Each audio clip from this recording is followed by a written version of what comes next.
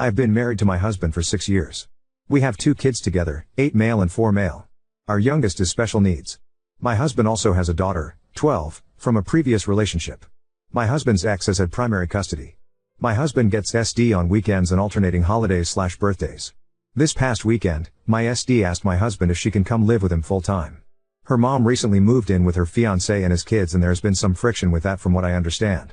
Nothing nefarious, just new house, new rules, having to share a bedroom, etc. My husband didn't give her an answer either way. He said he would look into it. When he and I were discussing it, I had the following objections. SD and our kids do not get along. It is something we have worked on for years, in and out of therapy, and it just ain't happening. SD resents mine for existing, and is cruel towards my youngest for their disabilities. There have been issues with her bullying. My oldest is very protective of his little brother and hates SD for being mean to his brother. He has started physical altercations with her over it. The truth is that most of the time we have SD, I make arrangements to take the boys to visit their grandparents, or husband takes her out of the house for daddy-daughter time to avoid conflict. I cannot imagine how living together full-time would be for them. We really don't have room. We have a 4BR home. Both my husband and I WFH so we can be a caretaker for my youngest. Due to the nature of his disabilities, it is really not feasible for him and my oldest to share a room. It wouldn't be safe or fair for my oldest. My SD's room is used as my WFH office space during the week. I arrange my vacation time and whatnot around her visitation so I can stay out of her space while she is here. I have to take very sensitive phone calls, and I need a closed door when I work, so common areas are out, and my husband uses our bedroom as his home office, so that's out too. We don't currently have room in the budget to make an addition to the house or remodel non-livable spaces at the moment.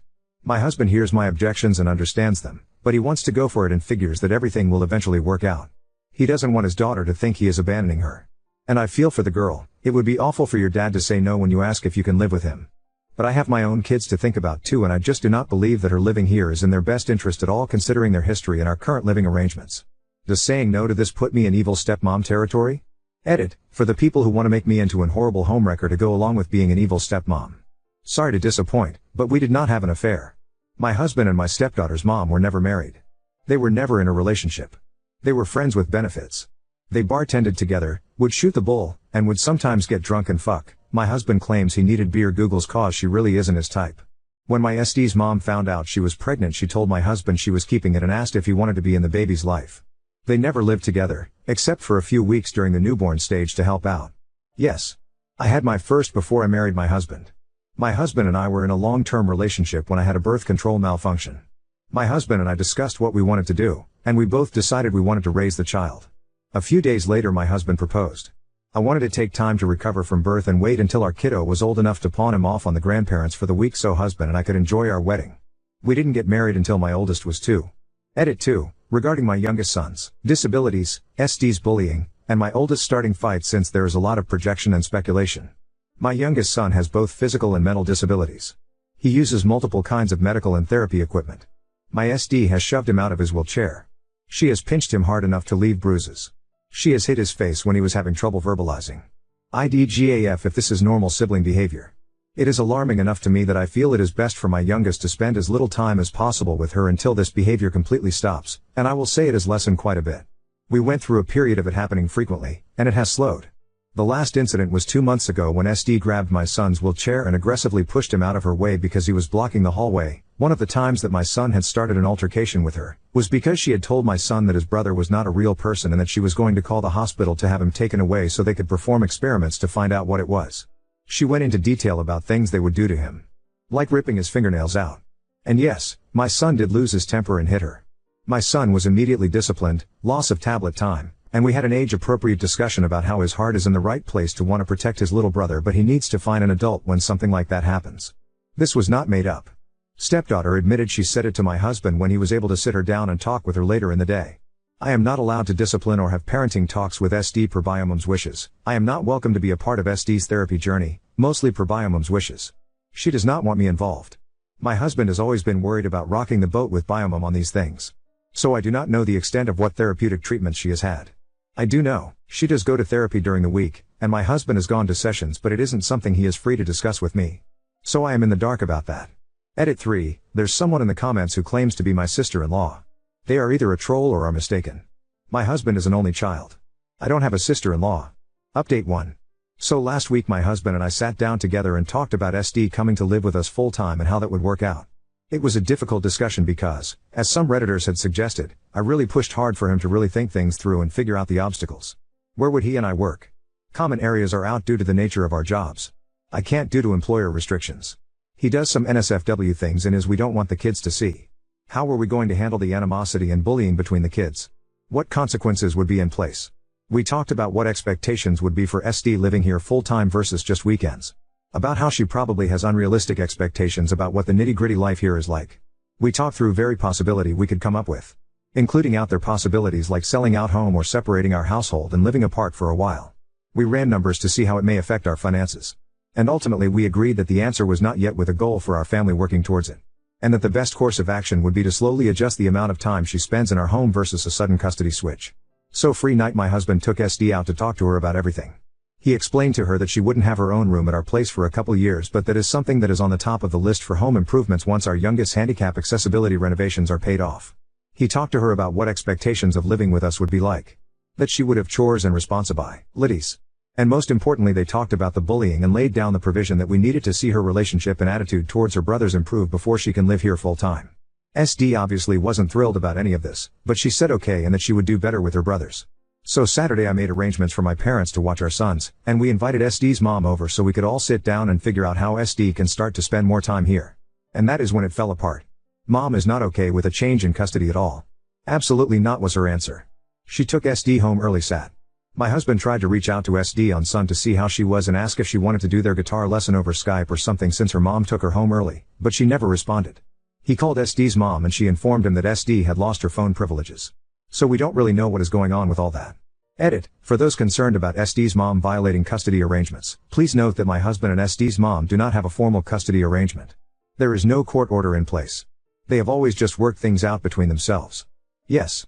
This is a very stupid thing that they have done. Yes. Asses are being bitten. My husband and I will not just go get her until we understand what we legally can and cannot do in our state and until we have copies of all pertinent legal documents to cover our own asses. While we do not suspect abuse, please know my husband is in contact with SD's mom and SD through her. He has not expressed concern for SD's safety. If at any point we feel that has changed, we will make immediate moves. Edit, turns out SD threw her phone at her mom's face, hitting her mom and cracking the screen. Mom isn't giving it back until SD has paid off the deductible. That is why she lost phone privileges. We do have alternative forms of contact with SD at this time. Update 2. My husband has a dog, though that predates our relationship. We also have 2 children of our own, one of which is severely disabled. He and his daughter's bio mom never had a formal custody arrangement, but due to some recent drama and changes, it became apparent we needed to get something formal and court-ordered in place. So we consulted an attorney. While on that course we discovered that my husband wasn't listed on the birth certificate. We had paternity testing done.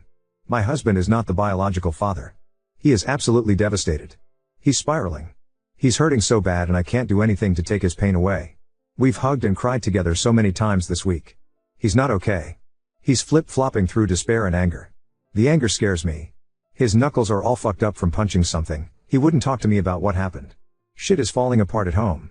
My husband is in no place to be a father and partner right now. I sent our oldest to my sister's but my youngest is having a really bad week with his medical issues. I think he picks up on the stress/mood of the house.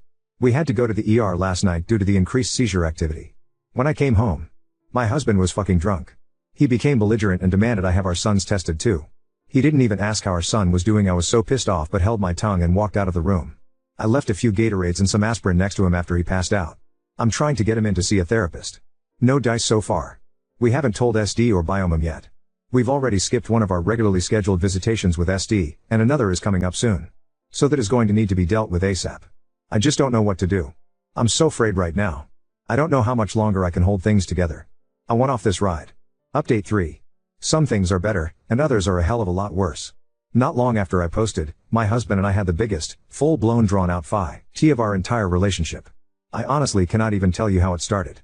It was one of those little things that just triggered and all the stress, anger, resentment and other negative emotions we have been feeling were just completely taken out on one another. I took the kids and left afterwards. I refused to come home until my husband got his head out of his ass and talked to someone about all of this. The silver lining to the big blowout was it did spur my husband on to start dealing with everything. He has been to his doctor and has been prescribed medication and he has been looking for a therapist. He did a session with one, but didn't particularly click with them. He is going to pursue others as our finances allow. My husband and I discussed his drunken demand for paternity testing. I was able to express how hurtful that was to me. He apologized fully and has decided he does not need to have our sons tested right now. We've discussed options for what we'll do if doubt continues to linger on my husband's part, but as of now no testing is being done. Husband and I are both trying our best to show each other grace on this matter. The hell of a lot worse part is what is going on with stepdaughter. My husband had to take a few weeks without visitation to get his own emotions under control. Then we had our typical weekend visit. We did not tell stepdaughter or biomom about the test results yet, as we were still considering our options for the next move. My husband had ultimately decided that he still wanted a relationship with his daughter and still wanted to pursue legal custody.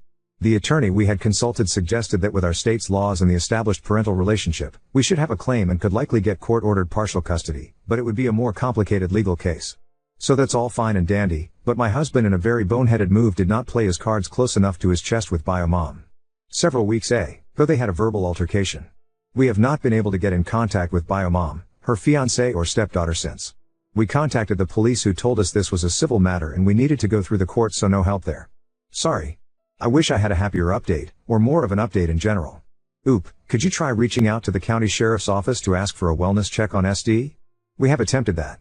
We live in a rural township and our police is the county sheriff's. They wouldn't divulge any information.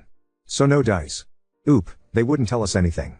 I don't know what the hell went down. The first person from the sheriff's office seemed like they were going to be helpful. They said they would send someone. I don't know what biomom said or did, but a second office came to our house and asked for documentation and told us we need to take this up with the court. Paternity testing is not happening unless we have a couples counselor. That's a hill I am willing to both die and kill my marriage on if need be. It will put him at ease and will build his trust in you.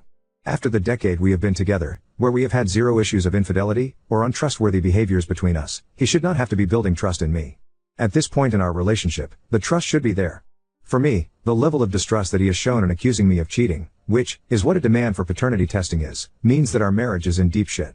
There simply is no meaningful romantic relationship without trust for me. Giving him peace of mind with a paternity test does not address the underlying trust issues. So he may get peace of mind in that regards, but doing so will cause me to doubt the entire foundation of our marriage. Now on to second story. Parents dragged me across the US in an RV for their content, treating me like a prop, and I'm desperate to escape. My parents decided when I was only around 7 years old, far too young to get an opinion on anything, to pack us up and move into an RV to travel around the US. My dad works online and my mom makes content online. She's not huge by any means, but big enough that we get recognized sometimes and big enough that I've had a camera shoved in my face for as long as I can remember. For my privacy's sake I won't say anything else on that, and I'm using a throwaway account because I've gotten enough attention already and I'm sick of it. I sleep in a tiny bunk bed that I outgrew years ago, and the other bunk is the only space I have to put anything I own. I don't even have a room, just a curtain, and thank God I'm an only child, or else I would have to share the small space I have already. I was homeschooled for most of my education and then switched to online school at my own insistence for high school. I'm an 18-year-old girl. I don't have a single friend in person because the longest I've ever stayed anywhere is a month. I don't have a job and no way to get one because of not being stationary unless I find one online, which also mean I have no way to move out and get away from them. I've had conversations with them about all of this countless times, and they are so delusional and genuinely believe that a nomadic existence is the best way to live, so why would I never need anything else? I hate them for treating me like some pet they can just drag along in their plans rather than their child. I hate traveling, I don't like heat, I hate dealing with bugs, and I'm so sick of hiking. I can't wait for the day that I finally figure out a way to get away from them with their morning's hikes and cameras in my face. I've traveled around the US, yeah, but God forbid I want to have a normal life, go to college, or maybe even make some friends? Update 1. Hello. Barely over a week ago I made a post talking about my very negative experience living in an RV with my parents for around 10 years now. Despite it being such a short time since I've posted it, a lot has changed for me since then. I don't know how many people here would be interested in an update on my situation, but I know quite a few people were very concerned and would probably appreciate an update, so here it is. Also, fair warning, this is a fairly lengthy post. I have a tendency to ramble, so there is sort of a TLDR at the end. I had a lot of people give me really helpful advice, resources, as well as even offers to try to help personally, some being questionable admittedly, but a majority being genuinely concerned, wanting to try to help, and I very much appreciate that. It was slightly overwhelming, to be honest, and I ended up not responding to a lot of people, so you'll all have to forgive me for that. But even if I didn't respond much, I have been doing research on a lot of the information people gave me. Something that stood out to me was people asking if I had any family I could stay with, to which I had to respond, not that I know of, because I don't have anyone on my dad's side of the family, and my mom strictly no contact with her family. I did not know if they were alive, if they cut her off, if she cut them off, or even any details about them, and my mom had never wanted to talk about it. What information I did have was my mom's maiden name, which is pretty uncommon, and where she was born, which in terms of trying to find family can actually get you surprisingly far, I've come to realize. I've always had a slight hatred for the internet because I never had any choice in my life being public knowledge, and I know that once something is out there, it's out there, but But for the first time I'm actually really grateful for the internet. I was able to find some information on my mother's side of the family and specifically was able to find my grandma's Facebook account, though it did take me some effort. After a lot of stressing on how to approach messaging her, if I even should, as well as potential outcomes, I messaged her explaining my mom's life, who I was, and my situation. I won't go into details onto why my grandma and my mom are no contact because that is not my story to share, but my grandma was appalled that she has a granddaughter she didn't even know about, and even more so the way in which her daughter raised me. I found out I have an aunt and an uncle, both of which my grandma told them about me and my situation.